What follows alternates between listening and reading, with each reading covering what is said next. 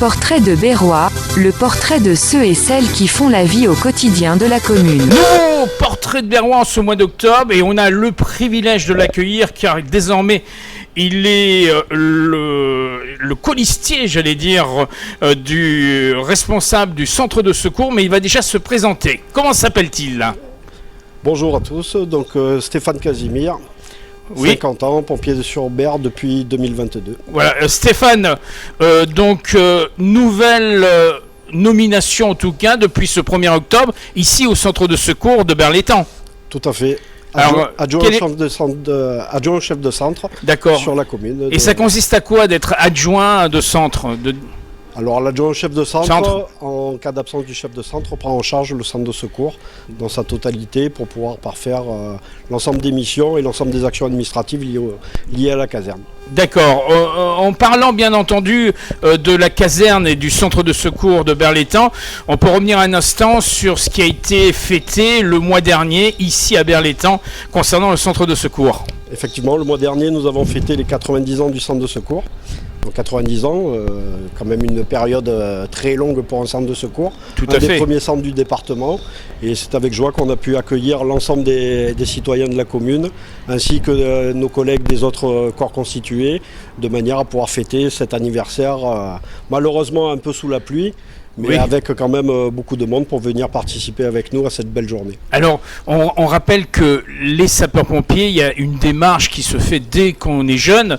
On peut intégrer les jeunes sapeurs-pompiers. Il y a l'école de jeunes sapeurs-pompiers qui existe à Berlétan ou ici au centre de secours. Oui, tout à fait. Sur le centre de secours, on a une école de jeunes sapeurs-pompiers où les jeunes qui ont entre 13 et 14 ans peuvent démarrer leur engagement citoyen au sein du centre de secours, avoir une formation qui va être étalée sur 4 ans pour pouvoir finir à venir rentrer comme sapeur-pompier volontaire sur notre centre de secours et peut-être plus tard devenir professionnel. D'accord. Est-ce qu'il y a la possibilité, justement, quand on devient professionnel, d'avoir une spécialité au sein du corps des sapeurs-pompiers ? Alors au niveau du corps des sapeurs-pompiers, il y a énormément de spécialités différentes, de divers horizons, que ce soit sur le feu de forêt, que ce soit sur le secours nautique, que ce soit le secours en montagne. On a énormément de diversité en termes de spécialités et un panel très énorme. Un panel très énorme et qui peut permettre à tout un chacun de pouvoir se spécialiser en rentrant dans le corps des sapeurs-pompiers. À Berlétan, vous êtes combien au total au sein de la structure du centre de secours ? Alors actuellement, nous sommes 92 au niveau du centre de secours, environ 14 à 15 sapeurs-pompiers professionnels pour le reste en pompiers volontaires dans le centre. Dans le centre. Alors, vos interventions ici sur la commune de Berlétan, c'est essentiellement sur, j'allais dire, des incendies, sur des accidents. Est-ce qu'il y a une particularité spécifique au centre de secours de Berlétan ? Alors sur le centre de secours de Berlétan, on mène en gros 2000 interventions annuelles. Ce qui est pas mal. Sur les 2000 interventions annuelles, on a une grosse partie de secours à personne. Et D'accord. après, nos spécificités de secteur sont surtout de la base pétrochimique, avec des spécialistes liés à la pétrochimie et aux interventions risques chimiques. D'accord, avec une relation avec les pompiers qui sont présents sur le site. Je crois qu'il y a quand même une partie de pompiers qui sont présents à l'intérieur du site et qui travaillent avec vous. Effectivement, à l'intérieur des sites de type PER, Céveso, nous avons des pompiers usines qui travaillent en étroite collaboration avec nos services durant les interventions, de manière à pouvoir échanger et se renforcer quand on a besoin des uns des autres. D'accord. Alors aujourd'hui, prise de fonction depuis ce 1er octobre, ça change le contact avec le reste de l'équipe ? Comment ça se passe ? Non, ça change absolument rien. J'étais officier d'encadrement avant d'avoir ce poste-là. En fin de compte, c'est dans la continuité du travail avec le chef de centre. Nous formons un binôme qui est très, très spécial et ça nous permet de mener ce centre de secours et mener tous les hommes et femmes de cette caserne pour faire au mieux et avoir de bonnes interventions pour nos citoyens. Alors une question que de nombreuses personnes se posent, en tout cas les personnes lambda qui ne connaissent pas véritablement le monde des sapeurs-pompiers, comment se passe une journée pour un sapeur-pompier ? Alors une journée de garde pour les pompiers volontaires comme pour les pompiers professionnels commence à 7h le matin jusqu'au lendemain 7h, sachant que les volontaires travaillent sur 3 tranches horaires. D'accord. Ils sont le matin de 7h à 13h, de 13h à 19h et de 19h à 7h pour les nuits. La journée du sapeur-pompier est très simple, c'est une journée où on va commencer par faire les inventaires de nos véhicules. D'accord. Ensuite nous allons faire une formation ou une manœuvre. Ensuite, le sport pour la garde. Et ensuite, dans l'après-midi surtout, nous allons travailler dans les différents services pour entretenir notre centre et pour développer les services que nous avons dans le centre, que ce soit le service patrimoine, le service pharmacie.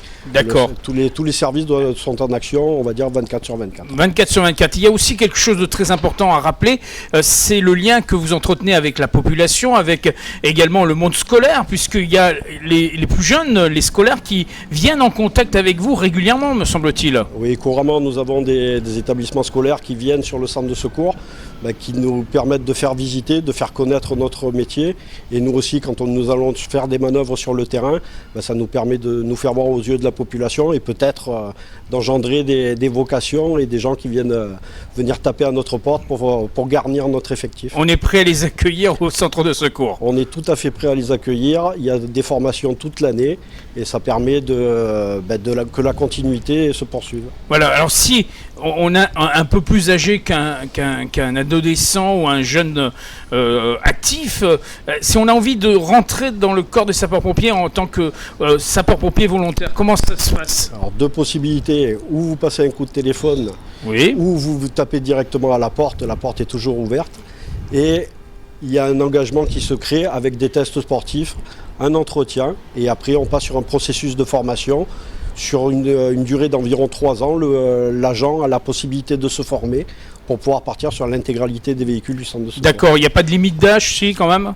Non, il n'y a plus de limite d'âge. On va dire qu'au-delà de 50 ans, forcément, c'est peut-être plus difficile pour les gens de se positionner par rapport aux facteurs sportifs. Il y a une condition physique. Maintenant, on est ouvert à toute personne qui a envie d'embrasser un engagement citoyen et venir garder nos effectifs. Et oui, on en a vraiment besoin des sapeurs-pompiers. Qu'est-ce que fait le sapeur-pompier de son temps libre?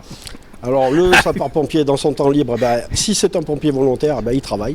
D'accord. Il a un emploi à côté. Et le sapeur-pompier professionnel, dans son temps libre, peut-être qu'il a des passions sportives, des activités annexes, que ce soit culturelles. On a beaucoup d'agents qui sont inscrits dans des clubs de sport ou qui sont acteurs dans des clubs de sport. Après, on en a d'autres qui sont aux azimuts complets de notre profession et qui vont faire d'autres activités qui n'ont rien à voir du tout avec les sapeurs-pompiers, mais dans lesquels ils s'épanouissent en dehors de leur temps de travail. Et la vie de famille, comment ça se passe?